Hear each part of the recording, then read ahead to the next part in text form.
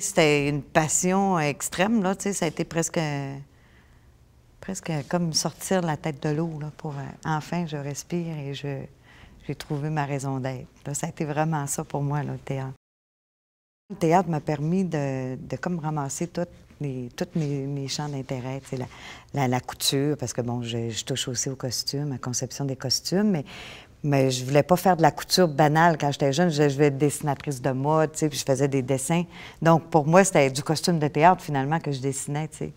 Puis, c'est comme réunir tous les médiums qui m'intéressaient, tu sais, le dessin, la couture, la scénographie, le jeu. Toujours préoccupée par le jeu d'acteur, ça, c'est vraiment pour moi quelque chose qui revient continuellement. Peut-être parce que je suis une grande insécure au niveau du jeu, même au niveau de la mise en scène, mais qui est en recherche constante d'honnêteté envers moi puis envers les autres, tu sais, d'essayer de trouver les mots pour communiquer avec les comédiens ou avec le metteur en scène ou tout ça. Pour moi, c'est vraiment un langage exceptionnel, je trouve, le travail théâtral. Tu sais.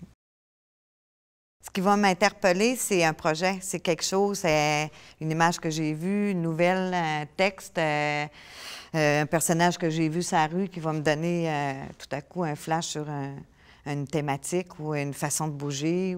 Je ne vis pas le syndrome de la page blanche tant que ça. Du vide, oui, du chaos, ça, tout à fait. Là. Quand on commence un projet, souvent, c'est complètement chaotique parce que là, on ne sait pas tant que ça. On sait ce qu'on veut, on sait ce qu'on veut pas faire, puis on a une idée, dont on est interpellé par une thématique, mais on ne sait pas tant que ça où ça va se rendre. Tu as des couleurs, tu as des formes, tu as des corps sur scène. T'sais. Tu vois, le corps m'intéresse beaucoup. L'interprétation m'intéresse vraiment beaucoup. Puis, bien, finalement, quand je regarde avec les années, il y a beaucoup la thématique de la solitude, de l'être humain, l'existence, et la femme, la maternité. Ça, c'est des thèmes récurrents, mais c'est pas voulu. Quand je regarde avec c'est vraiment des choses qui reviennent là, dans des projets que moi, j'ai menés. Là, je pense à Poupzé, je pense à Parents et amis, où il y avait encore une fois la mère qui était au centre, petite histoire avec une mère et une fille dedans, encore une fois. C'est des choses, mais c'est accidentel, c'est des circonstances comme ça. Je ne vise pas ça d'un projet à l'autre, mais moi, on dirait que c'est des thématiques vers lesquelles je me dirige.